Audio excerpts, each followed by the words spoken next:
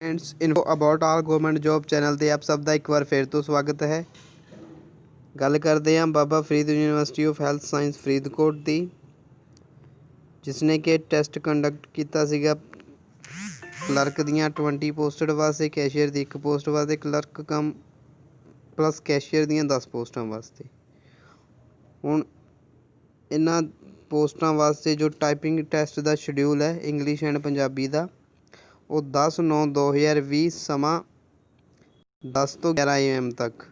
Number of candidates 24। Remarks list of the candidates will be available on university website. List ਨਾਲ ਦੀ ਵੀ ਗੱਲ ਕਰਦੇ ਹਾਂ ਆਪਾਂ। ਪਹਿਲਾਂ ਗੱਲ ਕਰ ਲਈਏ ਵੀ ਟਾਈਪਿੰਗ ਟੈਸਟ ਦੇ ਵਿੱਚ ਕੀ ਹੋਵੇਗਾ। The candidates are required to bring admit card, roll number slip, 4 photographs, ਮਤਲਬ ਕਿ 4 ਫੋਟੋਗ੍ਰਾਫਸ ਉਹਨਾਂ ਕੋਲ ਹੋਣੀਆਂ ਜ਼ਰੂਰੀ ਹੈ।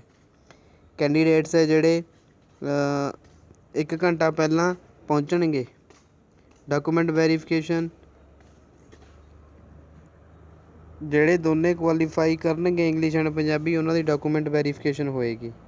ਕੈਂਡੀਡੇਟ ਸ਼ੈਲ ਡਾਊਨਲੋਡ ਈ ਪਾਸ ਕੋਵਾ ਐਪ ਦੇ ਥਰੂ ਡਾਊਨਲੋਡ ਕਰ ਸਕਦੇ ਹੋ। Candidate must fulfil the eligibility criteria of post. ਠੀਕ ਹੈ, ਇਹ ਤਾਂ ਤੁਸੀਂ ਪਹਿਲਾਂ ਵੀ ਪੜ੍ਹਿਆ ਇਸ ਚੀਜ਼ ਨੂੰ। TADA ਕੋਈ ਨਹੀਂ ਦਿੱਤਾ ਜਾਊਗਾ। ਇਹ ਸਾਰੀਆਂ ਦਾ ਕੰਡੀਸ਼ਨਸ ਨੇ ਜਿਹੜੀਆਂ ਆਪਾਂ ਨੋਰਮਲੀ ਜਾਣਦੇ ਹਾਂ। ਹੁਣ ਗੱਲ ਕਰਦੇ ਹਾਂ ਟਾਈਪਿੰਗ ਟੈਸਟ ਦੀ। ਟਾਈਪਿੰਗ ਟੈਸਟ ਦੇ ਵਿੱਚ ਕੀ ਹੋਏਗਾ। ਟਾਈਪਿੰਗ ਟੈਸਟ ਦੇ ਵਿੱਚ ਟਾਈਪਿੰਗ ਸੋਫਟਵੇਅਰ ਵਿੱਚ ਹੋਏਗਾ ਪੰਜਾਬੀ ਐਂਡ ਇੰਗਲਿਸ਼ ਦੋਨੋਂ ਟੈਸਟ ਹੀ। ਯੂਨੀਕੋਡ ਮਤਲਬ ਕਿ ਰਾਵੀ ਫੌਂਟ ਵਿੱਚ ਹੀ ਤੁਸੀਂ ਟੈਸਟ ਦੇ ਪਾਓਗੇ। ਡਿਊਰੇਸ਼ਨ ਹੈ ਜਿਹੜੀ ਇੰਗਲਿਸ਼ ਟਾਈਪਿੰਗ ਟੈਸਟ ਦੀ 10 ਮਿੰਟਸ ਹੋਵੇਗੀ ਅਤੇ ਇੰਟਰਵਲ ਹੋਏਗਾ 15 ਮਿੰਟ ਦਾ। ਮਤਲਬ ਕਿ ਦੋਨਾਂ ਟੈਸਟਾਂ ਦੇ ਵਿੱਚ 10-10 ਮਿੰਟ 15 ਮਿੰਟ ਦੀ ਇੰਟਰਵਲ ਹੋਏਗੀ, ਮਤਲਬ ਕਿ ਬ੍ਰੇਕ ਹੋਏਗੀ। ਜਿਹੜੀ ਗਰੋਸ ਟਾਈਪਿੰਗ ਸਪੀਡ ਹੈ ਤੁਸੀਂ 30 ਵਰਡਸ ਪਰ ਮਿੰਟ ਦੀ ਦਿਖਾਉਣੀ ਹੈ। 8% ਗਲਤੀਆਂ ਮਾਫ ਹੋਣਗੀਆਂ, ਮਤਲਬ ਕਿ 92% ਐਕੂਰੇਸੀ ਹੋਣੀ ਚਾਹੀਦੀ ਹੈ ਤੁਹਾਡੀ। Some of the keys of ਦਾ, ਉਹ ਤਾਂ ਪਤਾ ਹੀ ਹੈ ਵੀ ਕੀਬੋਰਡ ਦੀਆਂ ਕੁਝ ਕੀਜ਼ ਇਹਨਾਂ ਨੇ ਲੌਕ ਕਰ ਦਿੱਤੀਆਂ ਹੁੰਦੀਆਂ ਨੇ। ਟਾਈਪਿੰਗ ਸਪੀਡ ਰਿਲੇਟਡ ਇੰਸਟਰਕਸ਼ਨਸ ਕੀ ਨੇ। ਜਿਹੜਾ ਵਰਡ ਹੈਜ਼ ਬੀਨ 5 ਕਰੈਕਟਸ, 5 ਅੱਖਰਾਂ ਦਾ ਇੱਕ ਵਰਡ ਮੰਨਿਆ ਜਾਵੇਗਾ। ਮਤਲਬ ਕਿ ਅਗਰ ਤੁਸੀਂ ਵੱਧ ਅੱਖਰ ਪਾਉਂਦੇ ਹੋ, ਠੀਕ ਹੈ, ਮੰਨ ਲਓ 7 ਅੱਖਰ ਦਾ ਕੋਈ ਵਰਡ ਹੈ, ਜਿਵੇਂ ਐਗਜ਼ੈਕਟਲੀ ਹੈ 7 ਅੱਖਰ ਦਾ ਵਰਡ ਹੈ, ਤਾਂ ਇਸ ਦੇ ਵਿੱਚੋਂ 5 ਅੱਖਰ ਚੱਕ ਕੇ ਹੀ ਇੱਕ ਪੂਰਾ ਵਰਡ ਬਣਾਇਆ ਜਾਏਗਾ। ਇਹ ਪੰਜਾਬੀ ਦੇ ਜਿਹੜੇ ਸਿੰਬਲਸ ਨੇਗੇ, ਜਿਹੜੇ ਰਾਵੀ ਯੂਨੀਕੋਡ ਦੇ ਵਿੱਚ ਯੂਜ਼ ਕਰਨੇ ਹੁੰਦੇ ਆ ਤੁਸੀਂ।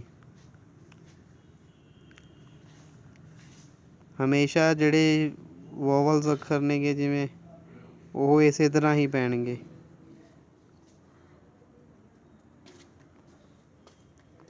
ਇਹ ਸਾਰੀਆਂ ਇੰਸਟਰਕਸ਼ਨਸ ਤੁਸੀਂ ਪੜ੍ਹ ਸਕਦੇ ਹੋ। ਇਸ ਤੋਂ ਇਲਾਵਾ ਹੁਣ ਗੱਲ ਕਰਦੇ ਹਾਂ ਆਪਾਂ ਲਿਸਟ ਦੀ। ਉਹ 24 ਕੈਂਡੀਡੇਟਸ ਕਿਹੜੇ ਨੇ। ਇਹ 24 ਕੈਂਡੀਡੇਟਸ ਦੀ ਲਿਸਟ ਹੈ ਜਿਨ੍ਹਾਂ ਨੂੰ ਟਾਈਪਿੰਗ ਟੈਸਟ ਦੇ ਲਈ ਬੁਲਾਇਆ ਗਿਆ ਹੈ। ਨੰਬਰ 1 'ਤੇ ਜਿਸ ਰੋਲ ਨੰਬਰ ਅਤੇ ਰਜਿਸਟ੍ਰੇਸ਼ਨ ਨੰਬਰ ਦਿੱਤਾ ਗਿਆ ਹੈ, ਮੈਂ ਸਿਰਫ ਨਾਮ ਹੀ ਪੜ੍ਹਾਂਗਾ।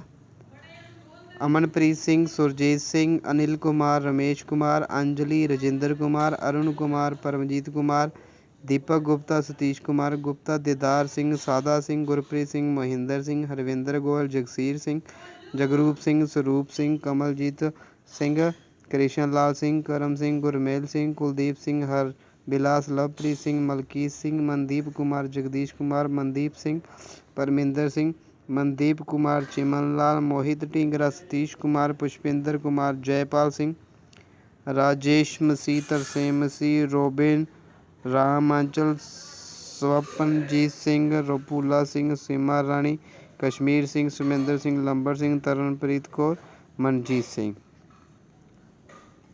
ਕੈਟਾਗਰੀ ਕੋਡ ਨੇ, ਡੇਟ ਆਫ ਬਰਥ ਹੈ ਇਹਨਾਂ ਦੀ।